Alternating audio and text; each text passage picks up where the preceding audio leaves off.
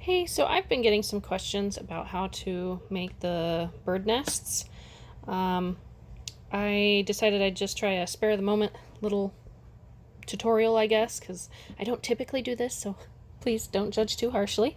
Um, Please disregard any noises that you hear from my kid or my pets. It is not quite bedtime yet, so I'm kind of using borrowed time. Anyways, so this particular pattern for the smallest nest, I believe the patterns are in the tab at the top of the page under like files or something.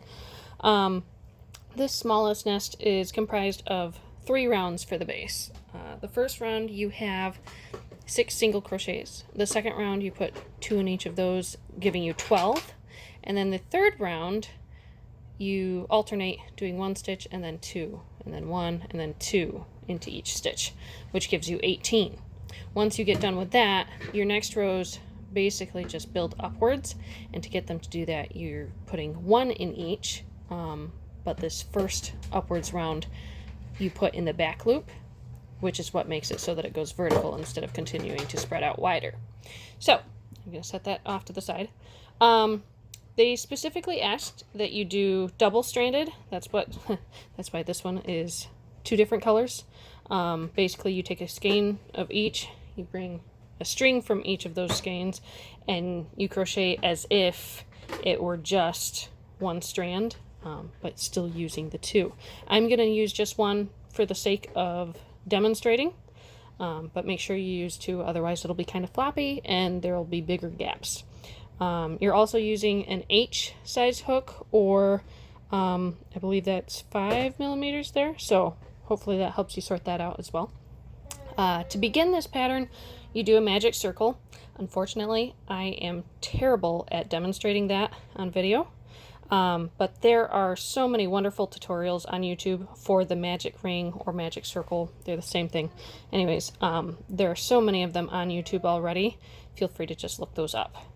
So basically you start off the magic circle, chain up 1, and now you're going to single crochet 6.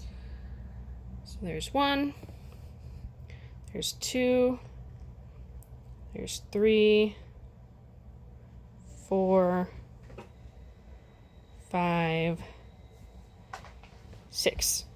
Then you're going to pull this little strand down here to tighten that, and then I have found the best way to find the first stitch of your round for the beginning is to actually count back from over here. So you go 1, 2, 3, 4, 5, 6.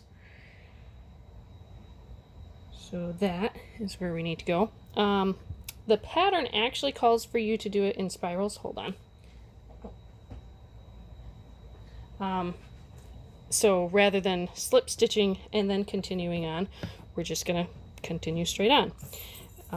And with that, you're also going to want to hide your tail into your work so that you don't have to hide it later. But I guess that's technically optional. So for this round, this is round 2, we are going to put 2 in each. So there's 1, 2, 3, 4, 5, 6, 7, 8, 9, 10, 11, 12. Alright, so that's what the end of the second round looks like.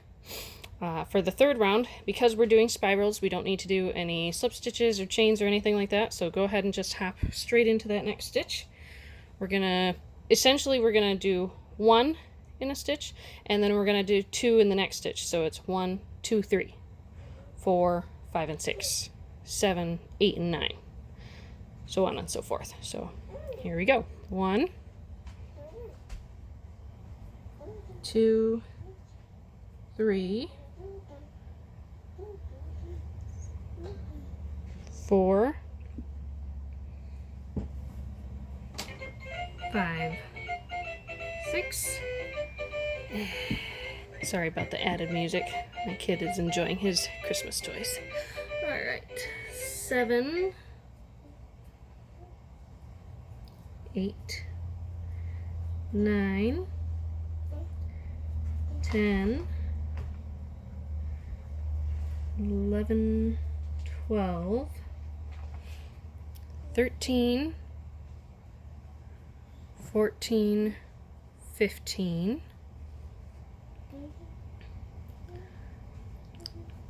16, 17, 18. All right, so that is actually the bottom of that smallest bird nest, done in a single strand. Only for example, make sure to use double strand.